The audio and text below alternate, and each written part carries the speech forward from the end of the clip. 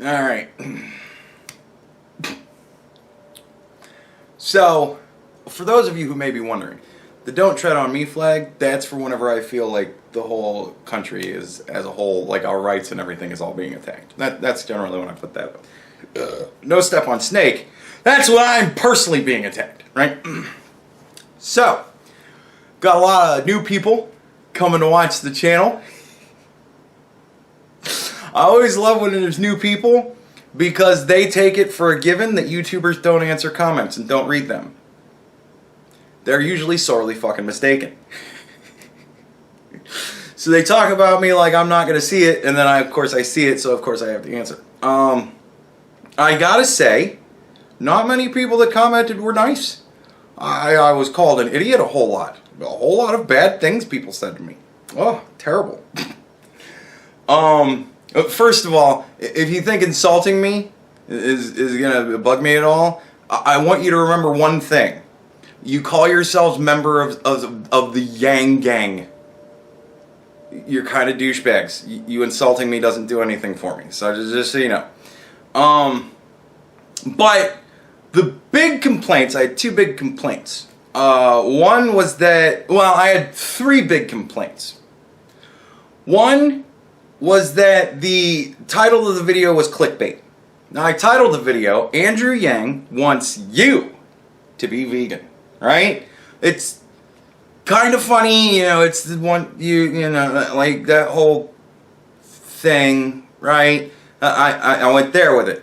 Now, on many of those comments wherein I was told the title was clickbait, I don't think they watched the entirety of the video. For about the first half of the video, I didn't really talk about him wanting people to be vegan. I mostly made fun of him. But I do get into that later on, that he wants you to be vegan, right? A lot of people said it was clickbait because Andrew Yang eats meat. I don't give a fuck. What difference does that even make? This is what he said. He said, in the midst of answering a question about meat eaters, he said that the UN has said that if we would all stop eating meat, our planet and our people would all be better off. He quoted a UN statistic. Whatever, I don't know, he made a joke, I don't even know. Whatever. He said the UN said if we'd all stop eating meat, we'd be better off. Right? And then he goes into, we have freedoms, so I can't force people into the diet I want them to have. But we can change the system so that we will evolve to be more productive. Now, let's break down the context of the sentence, because that was the other complaint. I took it out of context. And fuck you, I put the entirety of the question, I put the entirety of his answer, and I linked the video I got it from in the description. Fuck you, I had full context, right? What did he say? The UN says if we'd all stop eating meat, we'd be better off. Now, he's establishing that it is his belief in some manner that if we would all stop eating meat, we'd be better off. I don't think that just because he eats meat, he would be, or at least he's not purporting himself to be, unwilling to change.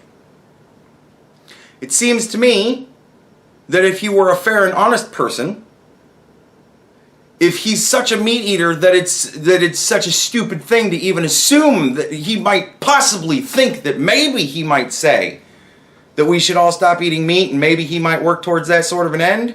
If it's so goddamn ridiculous, why is he talking about it at all? Why isn't he saying, look, I'm a meat eater, so I eat meat. I don't think it's a problem. If he was such a hardcore meat eater that it's ridiculous to assume that that's what he meant with what he said, then why did he say anything at all? Why didn't he say, I eat meat? I don't think there's a problem. That's what I would have said if somebody asked me the question. I would have said, well, I eat meat. Right?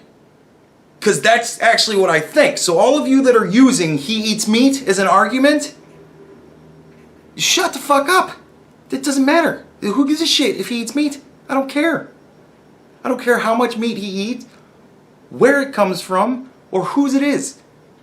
I don't give a shit. It doesn't matter to me. How is that an argument? Give a fuck? So, because he eats meat, it's impossible that he would... Shut the fuck up. But how is that out of context? Right? We're going into that. He establishes eating meat is a problem. We'd all be better off if we'd stop doing it. He makes this statement. I can't think that he just makes this statement for fun. I've got to believe that he's making this statement at all because it bears meaning to him. He either believes it or thinks it's rational. I personally think it's fucking stupid. Whatever. I'm not him. So he's established eating meat bad. That's a problem, right? By saying we'd be better off if we stopped doing it, that's saying it's a problem. I don't know where you don't understand that, but there it is. That's reality. Okay? I know you got your truth, and I respect that. But I don't give a fuck. Your truth is bullshit. The real truth is the truth we go with on this channel. I know you may be new here, but we do things a little bit different. I don't tell you what to think. I'm not all polished and prim and proper. I'm fucking raw and dirty. This is how I fucking work. Right? Nevertheless, he establishes eating meat is a problem. And then he says, I can't control you. I can't control people, can't control their diets, can't force them to do what I want them to do. He didn't really say want them to do, whatever. Can't force people into the diet that would be better for the world. However you want to fucking phrase it in politician talk. Right? So he establishes that he does understand that we have freedoms in this country. And that you cannot force people to do something they might not wish to do. Right? I'm so tempted every time to say what I want because that's what it is. Sorry, nevertheless. But whatever. Can't force people to do what you think is better for the environment. Right? So he establishes that eating meat is a problem and you can't force people to stop doing it. Then he states, but we can change the system. Now what does that mean? What does change the system mean to you? Really think about it. What does that mean to you? What's the system?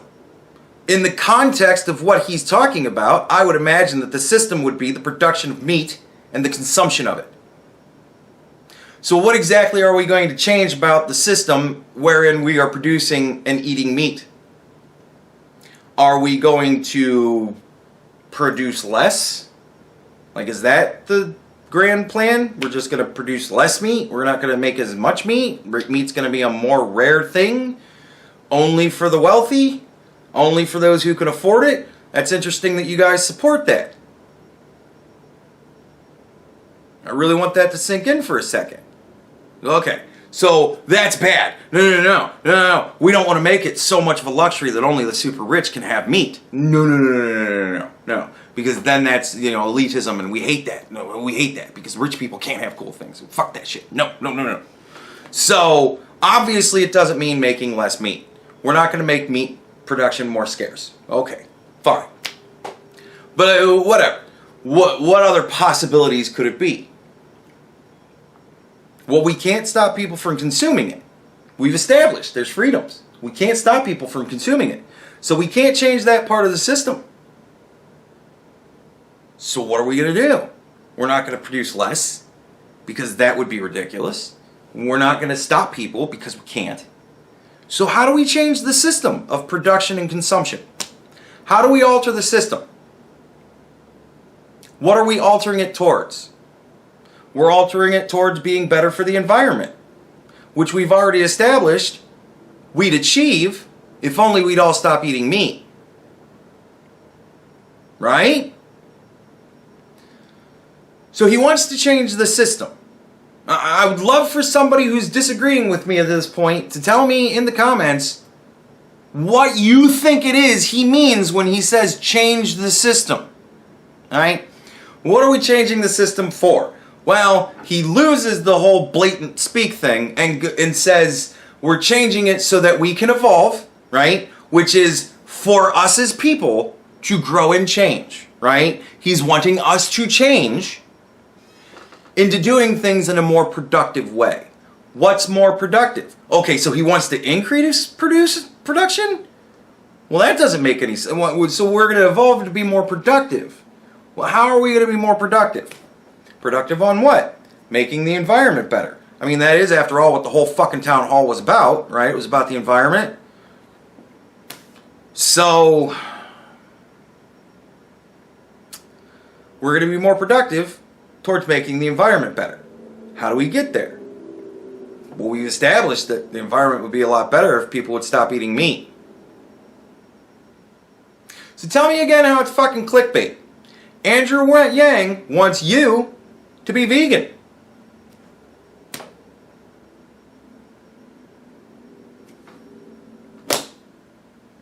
How is it clickbait? Seriously. Give me something more than you're a moron and this is clickbait. Tell me why. Tell me why you think it's clickbait. Engage with me. I dare you. I fucking dare you. And come with something a little bit better than he eats meat.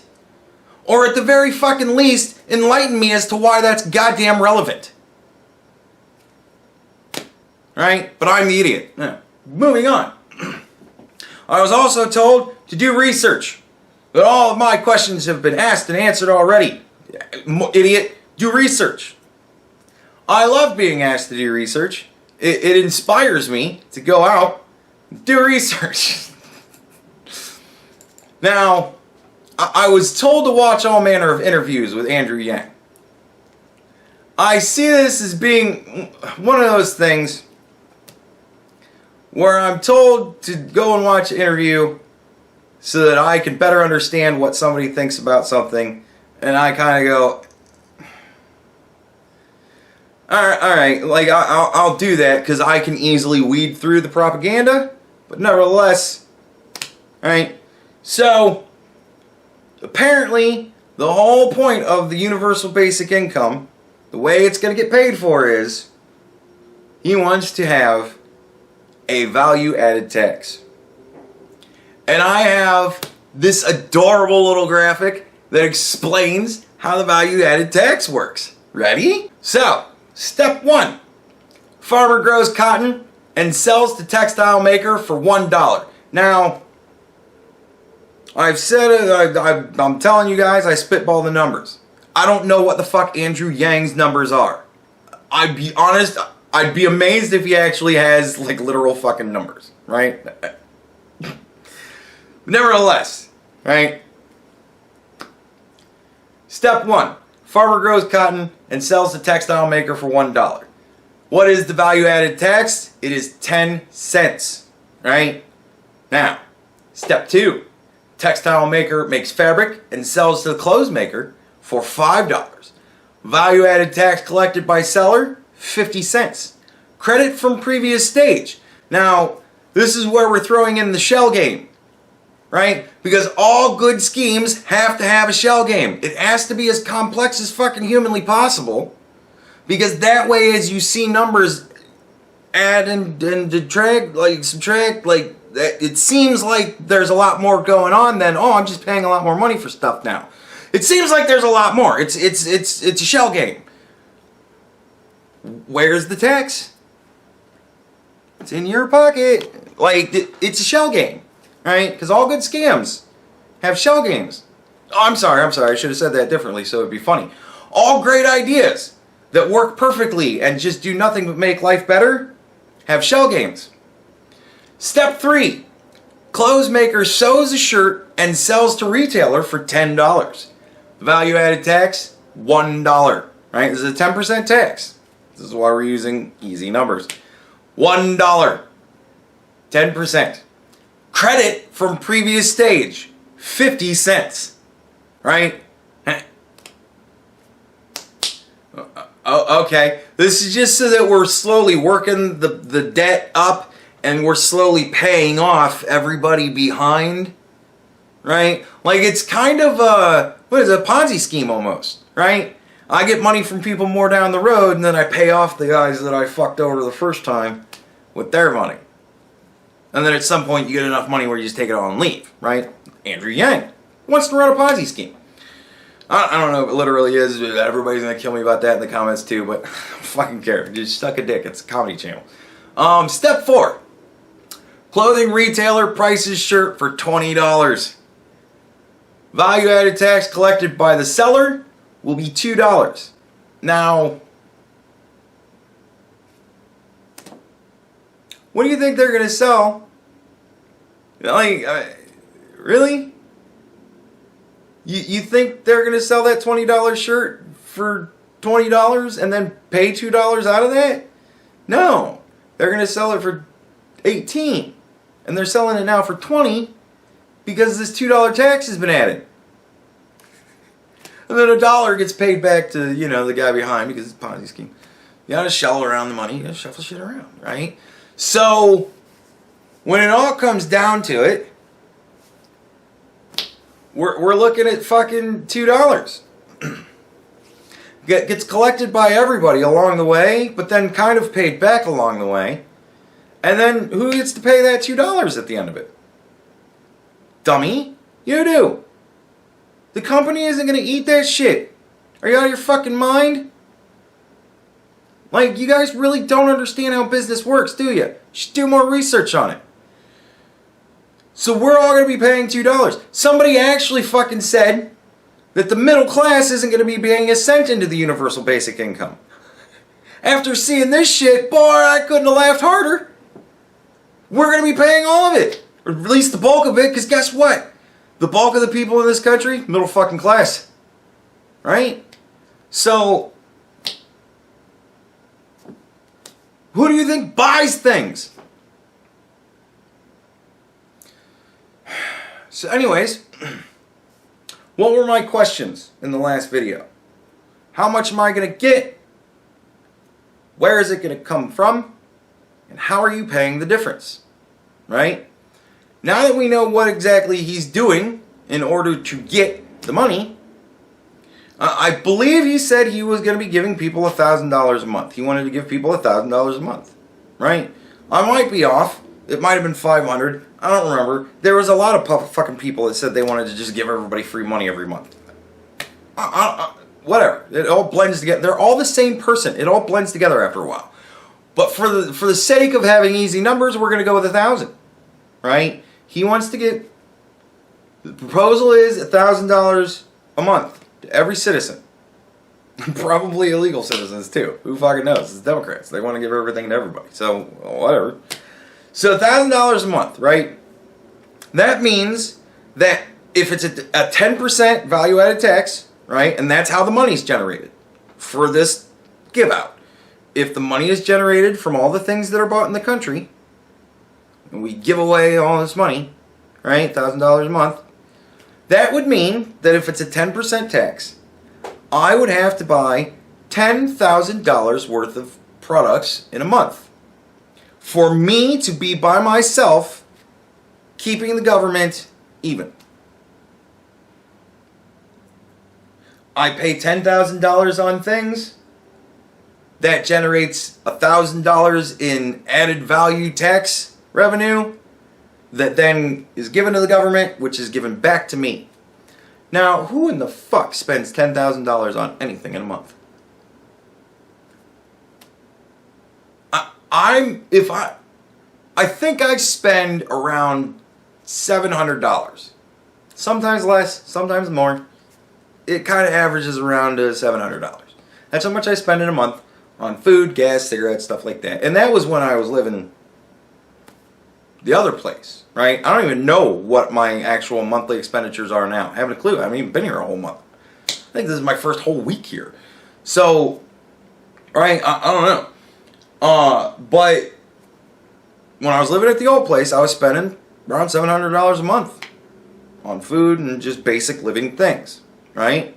That means that with a 10% added value tax, right, I am paying $70 into the system. All right? $70. Now, I mean, it's going to cost me $70 more to buy all the things I used to buy, because of course there is now a 10% added tax to everything that I purchased that is made in whatever way, like whatever the fuck it is that they decide to add this to. I mean, everything goes through a processing, so right, like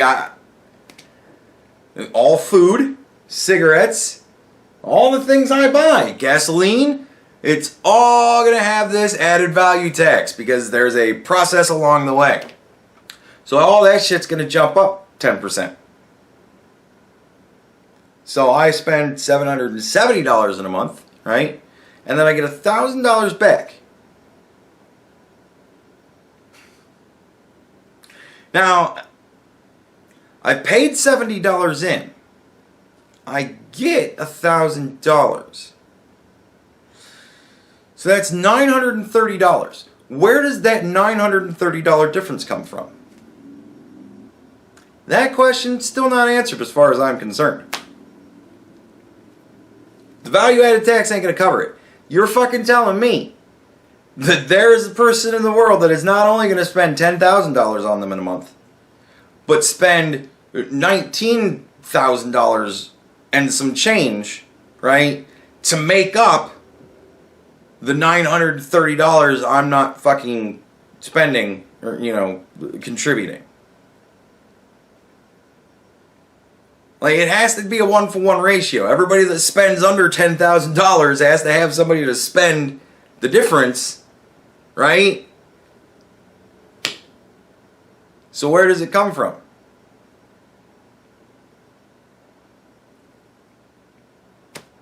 And don't tell me all the fucking money we save on whatever. Because so far I'm not seeing me saving any money. It's costing me 10% more to get magic money. It's like, what? So, yeah, I guess the idea isn't stupid. It's fucking retarded. Like, I mean, I don't know. I guess I'll watch one of the Andrew Yang videos and see what he has to say. See if anybody even bothers to ask him that question. But I'm going to be amazed if anybody bothers to ask him that question. Where's the difference come from? I spend $700 on products in a month. If that's going to be taxed at 10%, I'm going to be paying $770 on things in a month, and I'm going to get $1,000 back. Where the fuck does that come from? And if he said 500, if he wants to do 500, then don't just call me an asshole. Adjust, right? So that means that I need to spend $5,000 in a month, which I'm still $4,000 shy of. So, right? Where does it come from? Where's the difference come from? Why don't one of you people, instead of telling me to do some fucking research, why don't you interact with me? Instead of punting to Andrew Yang, why don't you tell me why you're so goddamn brilliant? Why this works for you? I don't care what Andrew Yang has to say. He's going to say whatever it is he has to say to become president. He'll even go so far as to fucking literal bribery. He will literally bribe the American populace with $1,000 every month to become president. I don't give a fuck what he has to say. I want to know why it makes sense to you. What it is that is somehow defective in your brain that makes the difference therein not matter. Because it's $930 of a difference. That's a lot of fucking difference. You're not even the least bit interested as to where that difference comes from. You're actually going to accept we're going to be saving so much money with the...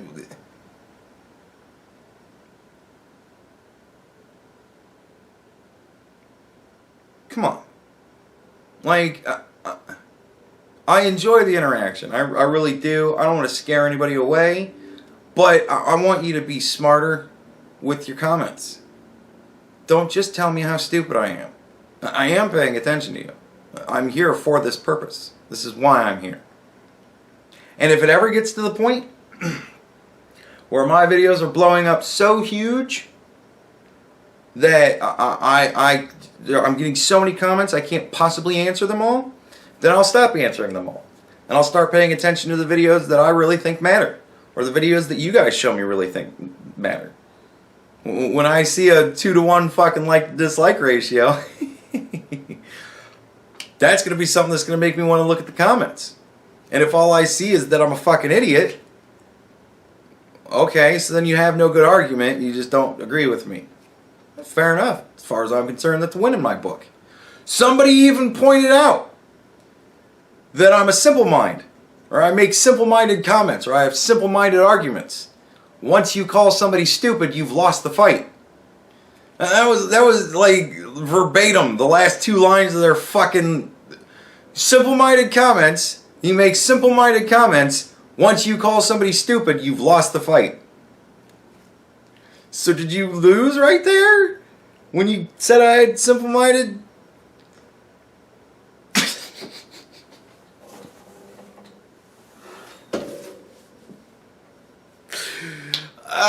There is nothing better than arrogant fucking people who are about as ignorant as it gets when it really comes down to it, telling me, the guy who sat here and watched 2 hours worth of fucking Andrew Yang shit before I decided to really go fucking after him, right?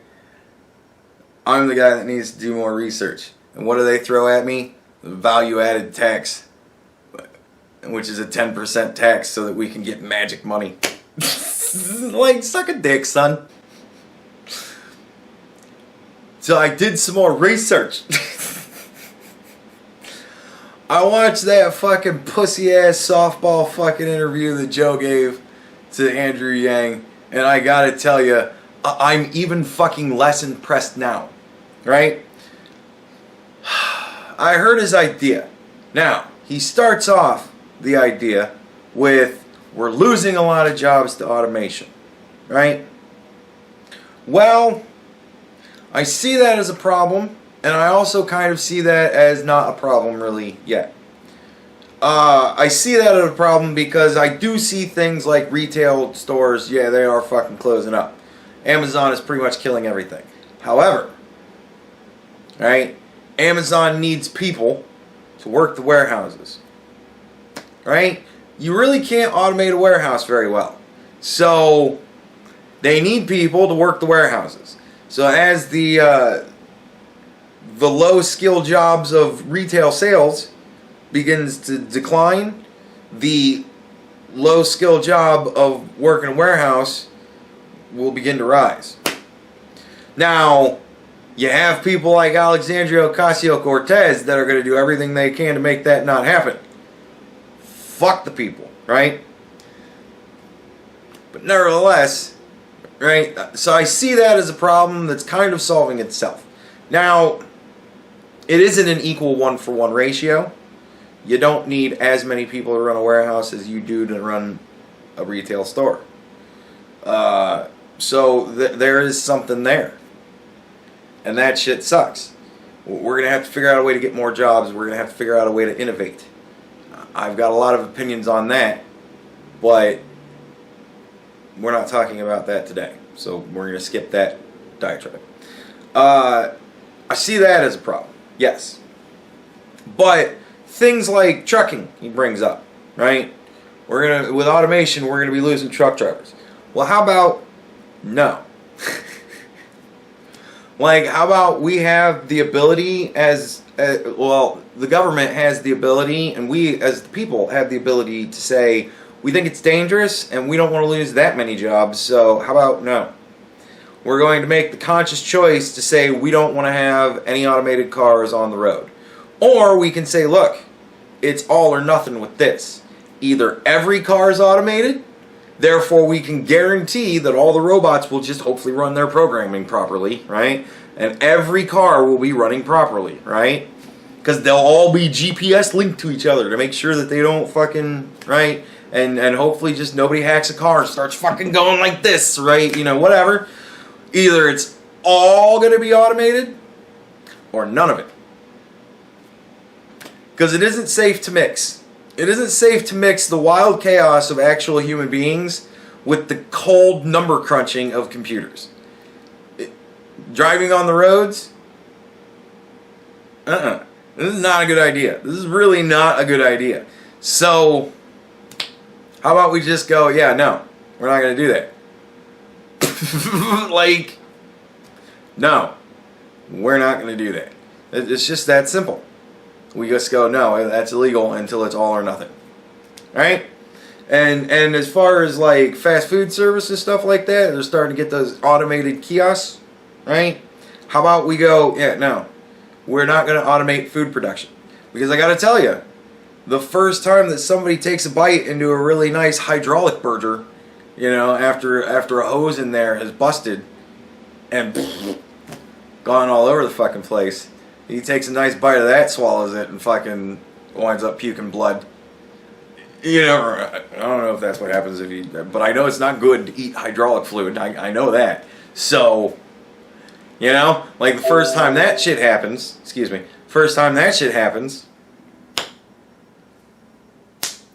right? We just go, yeah, no automated food production.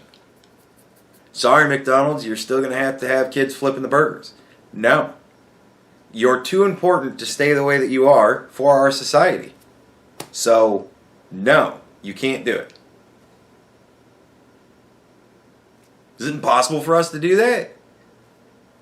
Like, we're not talking about personal freedoms here. There's nobody really arguing for their fucking food kiosks.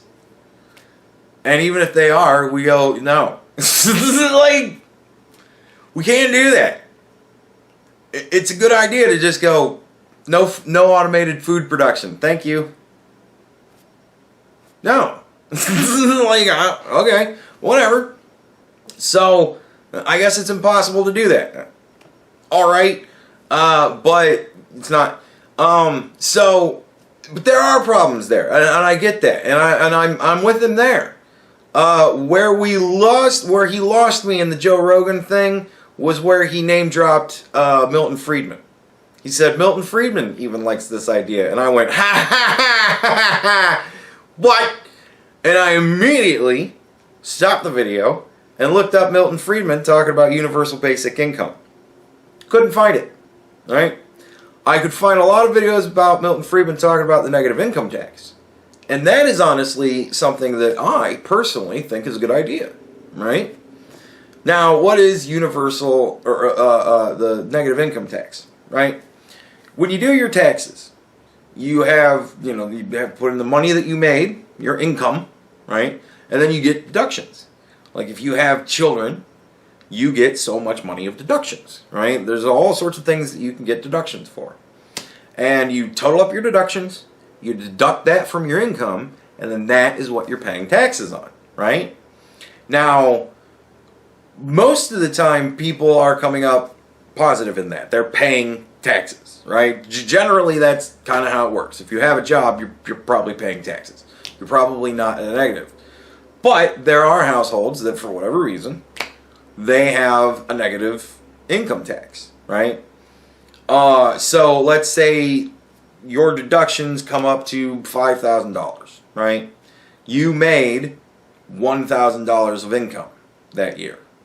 So you then have a $4,000 negative income tax, right? So the idea would be that you would get a portion of that negative balance back. And Milton Friedman throws out the idea of 50%, right? So 50%. So if you have a negative income tax of $4,000, you would be given $2,000, right? And I like the idea of that, because that means that it's not for everybody, but yet at the same time, everybody's still held to the same standard and has the same rules applying to them, right?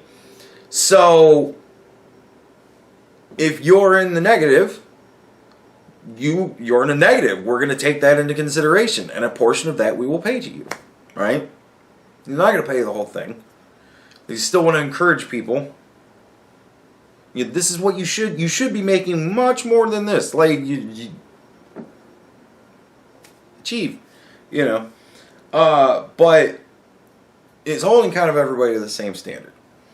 Now, Milton Friedman, in the clip that I watched, the 14-minute discussion with him and some other guy, I can't remember his name, but that actually was brought up. Universal basic income was actually brought up. And Milton Friedman said it's a ridiculous idea. No, it would destroy people's desire to go out and work. He's like, it would destroy their motivation. No. And he pretty much disregarded it out of hand and then moved on with better points.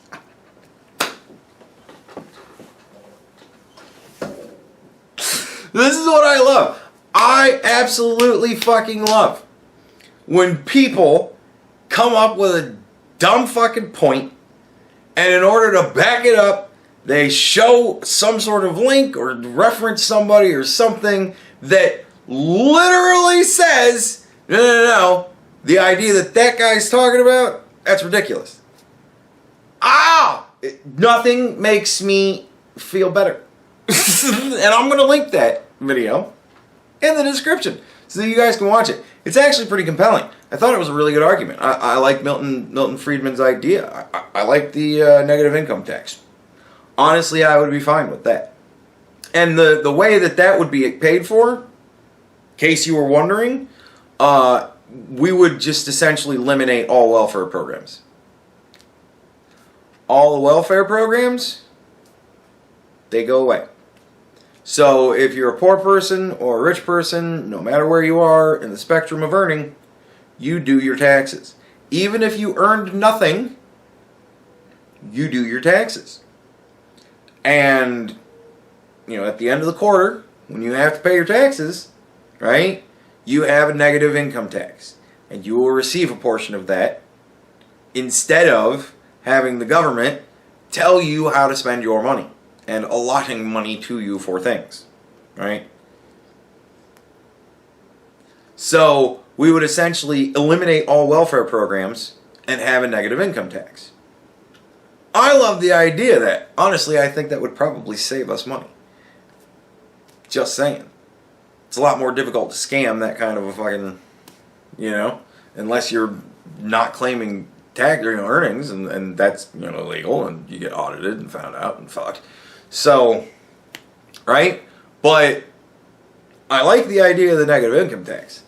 But I agree with Milton Friedman. I think Andrew Yang's idea is kind of fucking ridiculous. Because I'll tell you what, right now, if I was given $1,000 every month, I would get a part-time job.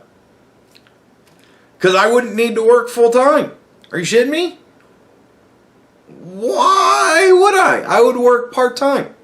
I would still be able to have this level of a lifestyle. My lifestyle wouldn't have to change one bit, and I'd have to work half as much. I can find a part-time warehouse job, believe me. Yeah, I would work part-time. So that's a great idea. Man, I don't know. He has a lot of arguments that I think are good, but he couches it with the whole, he sets it up, and then, man, I don't know. I don't like the guy. I think he's kind of ridiculous. I think he's unrealistic. I think it's funny that he name drops Milton Friedman, who literally says that his idea is ridiculous, but whatever. I guess I did too much research, didn't I? I should have just listened to Andrew Yang. Why did I just listen to Andrew Yang? I could have just listened to Andrew Yang and said, that's all the research I need to do. I only need to watch Andrew Yang and Joe talk about it, and then I'll just listen and believe. I actually went deep, and I actually listened to Milton Friedman, and Milton Friedman said Andrew Yang is a fucking dummy. So, Andrew Yang referenced somebody who says he's a dummy. It kind of makes him a dummy to me. But whatever, I'm the dummy, because I didn't do enough research. Because there are other proposals which have been made under the name of guaranteed income, which would say, let's set a level like 3,000, then if a family has less than that, we'll make up the difference. Now, the trouble with such gap-filling programs, with a program which says if you have less than $3,000, we'll make up the difference, is that you destroy the incentive of people to earn anything. Why should anybody go to work and earn anything? Now, under a 50% rate, you also weaken their incentive. And if you were starting from scratch, you might be adding to the problem. But you're not starting from scratch. Our present welfare programs, our present direct relief, and aid to dependent children programs, in effect, have a 100% tax rate. Because if a family on relief, if, let's say, a woman, as currently is mostly the case under aid to dependent children, if a woman who is on relief takes a job and earns $100, and she's honest, she is required to have her relief payment reduced by $100. That's one of the ways in which we've been producing poor people.